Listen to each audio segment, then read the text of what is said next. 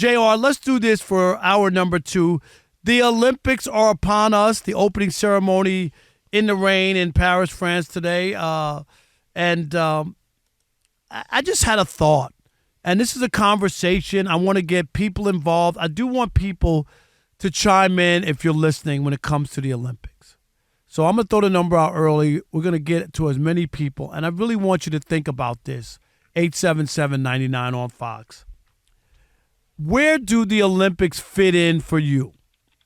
It used to be more prevalent, more meaningful to me. And as time has gone on, it has been less. I used to watch the ceremony. I used to watch and make sure I saw some of the big events. And now it's mostly I catch it on highlights or I don't make time for it. Is this me? Is this just getting older? Do other people feel this way? Do you feel as compelled to make time for the Olympics?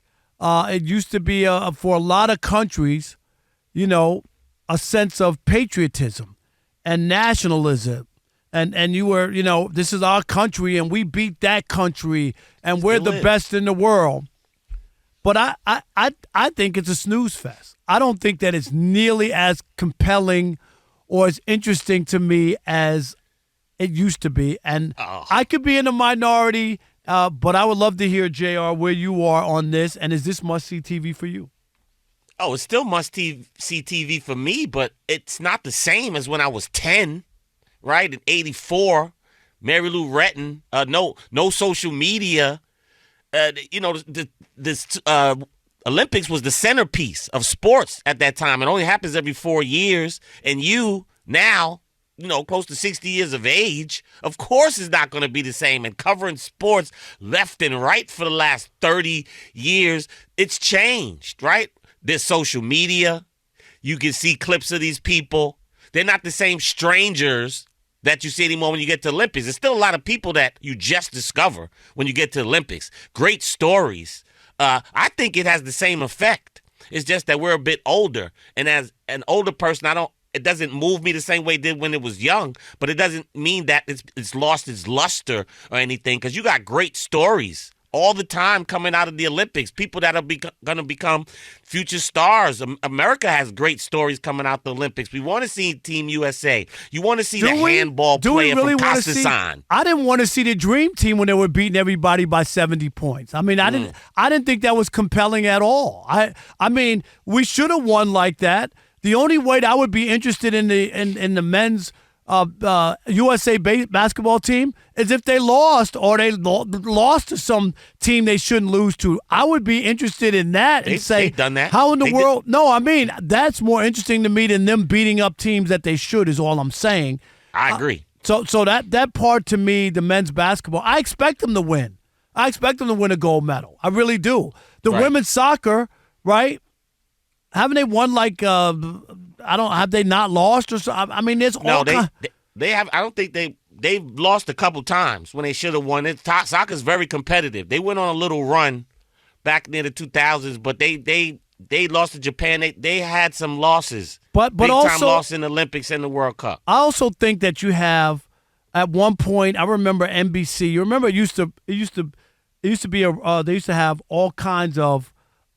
They would rotate it to different networks. So it wasn't all, and then all of a sudden NBC took it over and they never gave it up. You remember It used to be on 4 years it was on ABC, the next 4 years CBS did it, then NBC, so it was kind of different. And then once NBC monopolized it, they started doing where they wouldn't even show you players from different countries. They would edit it out so you would only see like the Americans and stuff. And I was like, propaganda. No, but it's called propaganda. But it takes away from it, right? Like don't I want to see? I want to see who's the best in the world and competition, not just because when I was living in Detroit, you'd have to watch the CBC over there in Canada, and they had the entire Olympics. They weren't editing out people and just showing you Americans in events that people wanted to see. So I don't know. So you're fully into it. Did you watch the opening ceremony, or you didn't watch it because you were traveling, or you know what I mean? Yeah, I would have definitely watched the open ceremony, and I DVR'd it. And when I get home, I will watch because, I had a over under on whether or not Snoop would light up with the Olympic torch. So that's what I was waiting for. So Snoop to light up with the Olympic torch. And did he? No, he didn't. To my disappointment, I did not. didn't think he would. I think Snoop likes being in mainstream America, and that probably would have X'd him out of some things doing that. But I really get so excited still, Rob, about the Olympics. Just watching events that I haven't seen, right, that I would not watch. Covering sports or being in sports for years. So what are you looking forward to? Help me with that. Sure. Because other than me, I'm a big gymnastics guy. Going back to Mary Lou Retton, 84, when she hit the perfect 10. I was sitting in South Carolina. I used to go there for the summertime in my grandmother's house. They have remember the thing that used to catch the bugs and they go the zappers. Yeah. The windows are open. We're in South Carolina. It's 1984. It's 100 degrees outside. No lights are on. Where's the AC? No AC in grandma's house? Oh my God. No AC. The snap is going off, and I'm sitting there enthralled and entranced with Mary Lou Retton. With the flips, the gymnastics team. I'm telling you, track and field, Carl Lewis, Edwin Moses. Give me one from the last 4 years where you were felt the same way. 4 years ago, what was it for you? So you can't even give me one. No, I can. No, you can't. I can. Go ahead, dig deep, because you don't have one. Yeah, I do. It was the women's swimming with Simone Manuel.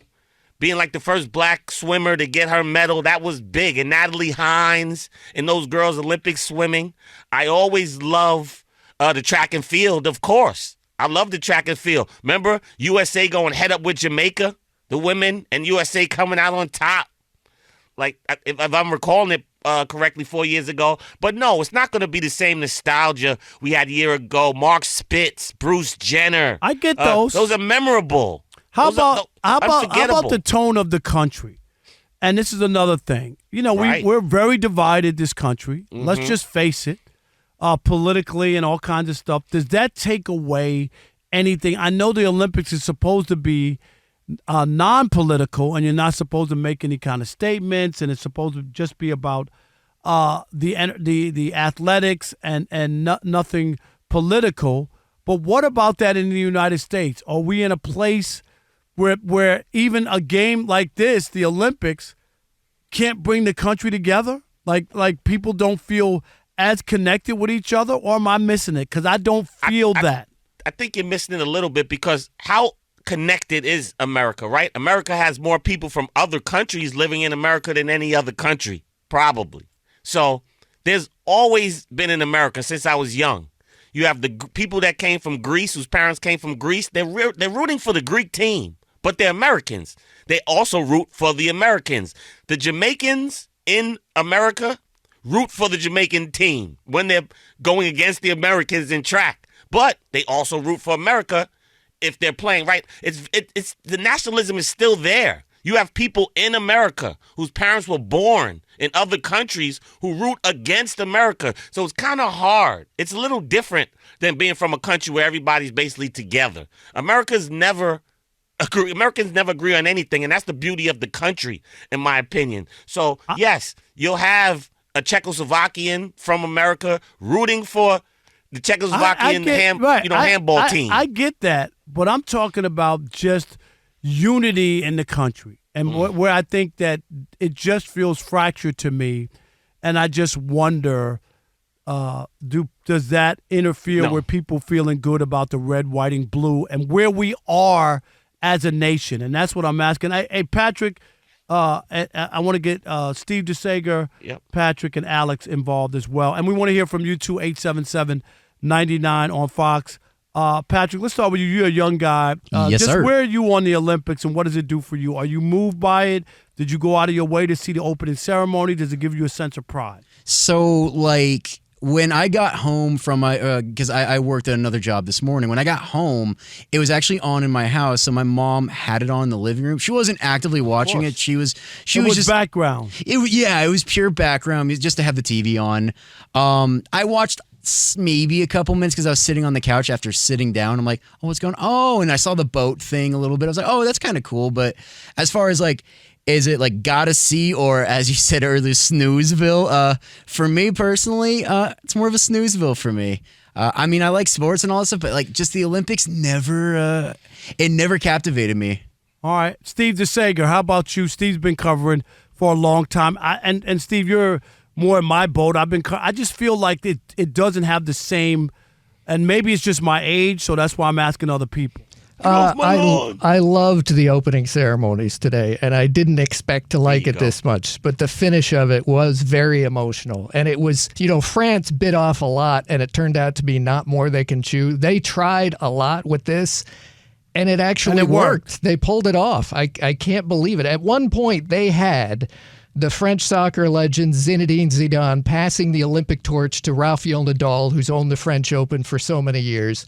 And then Nadal takes the boat with Nadia Comaneci and Carl Lewis and Serena Williams.